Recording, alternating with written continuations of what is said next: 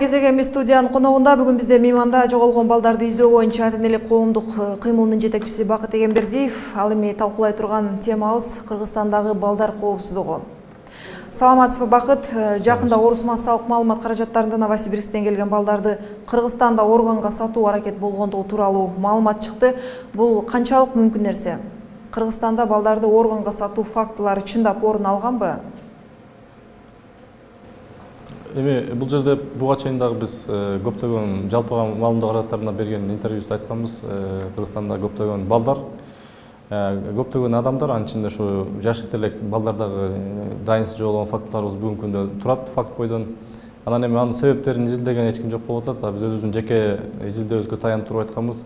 Негизги жоголуп аткандардын себептеринин бири ошол органга сатылып кетүү бир себеби. Анткени бүгүнкү күндө дүйнө жүзү боюнча ошол адамдын органдарына, анын ичинде балдардын органдарына болгон талап күчөп келатат. Оорулардын күчөгөндүгүнө байланыштуу, ошондой эле медицинанын өнүгүүсүнө байланыштуу бул органдарды орусча айтканда пересадка кылганга өнүккөндүгүнө байланыштуу ушундай суроо талап күчөп, жыйынтыгында баягы ортодо шугулданган уюшкан кылмыштык топторунун ошо кылган иштери болуп атат бүгүнкү күндө. Ошону мына бүгүнкү күндөгү фактыбыз далилдеп берди. Биз ошондой эле төрөт үйлөрүнөн балдарды сатуу фактысы боюнча сатуу иш-чарасы болуп атат деп ушундай бир маалымат билдирүү жасаганда эч ким ишенген эмес. Бирок көп өтпөй эле ушул биресине 4-чү төрөт үйүндө жана башка бүгүнкү күндө ушу балдарды сатуу фактыларынын бетинин ачылышы боюнча бүгүнкү күндө көп фактылар далилдеп атат биздин чын экенибизди.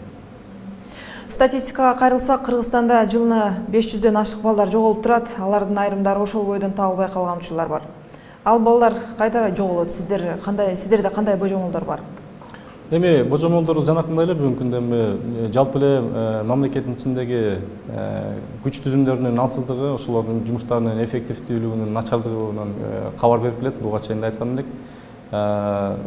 Адам жоголгондо, бала жоголгондо ошол биринчи эң баалуу делген бир 5 күн, алгачкы 5 күн азыркы учурдагы системага ылайыктуу бир туура эмес жактарга кетип калат да, убакытты коротуп алабыз. Андыктан ошол адамды, баланы издеп табуу мүмкүнчүлүгү бизде төмөндөп кетип атат да.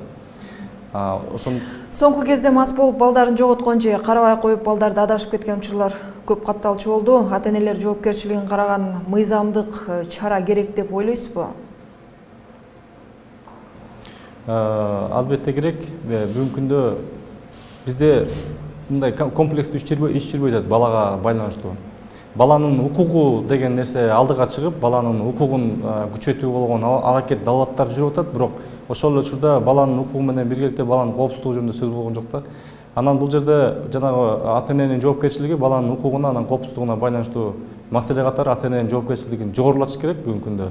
Анын да өзүнүн айрым бир механизмдерин киргизишибиз керек. Бирок бир айта турган нерсе, башка мамлекетте азыркы күндө жүрүп аткан нерсени толук бойдон бизге алып ишке ашыруу бул туура эмес саясат деп ойлойбуз да.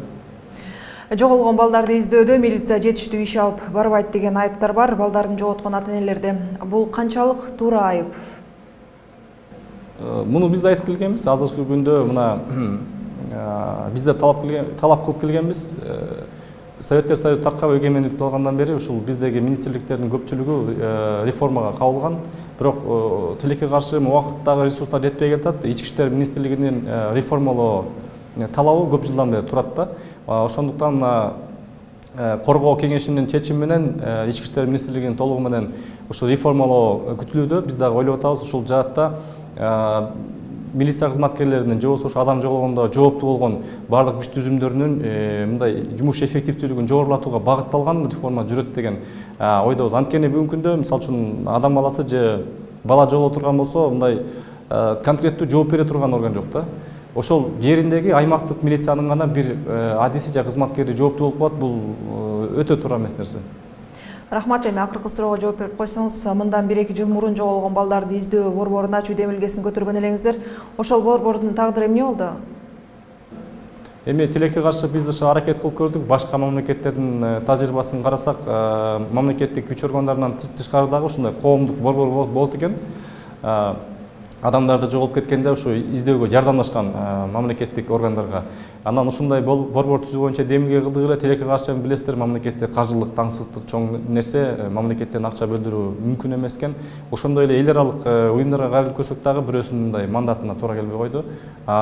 Чынын айтканда ички ресурстарды баягы жеке Кыргызстандын ичиндеги жеке жарандардын каражаттарына дагы толук кандуу байрыла албай калды. Ошо менен бул идеябыз ишке ашпай калды.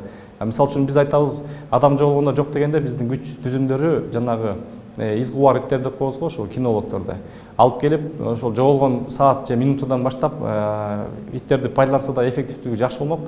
Анан тилекке каршы биздин азыркы акыбалыбыз ошондой иттерди да кармаганга шарт мүмкүнчүлүгүбүз жок да. Келип суроолорго жооп бергениңиз үчүн рахмат. Бизде конокто жоголгон балдарды издөө боюнча ата энелердин коомдук кыймылынын жетекчиси Бакыт Эгембердиев болду. Көрсөтүүбүздү улантабыз.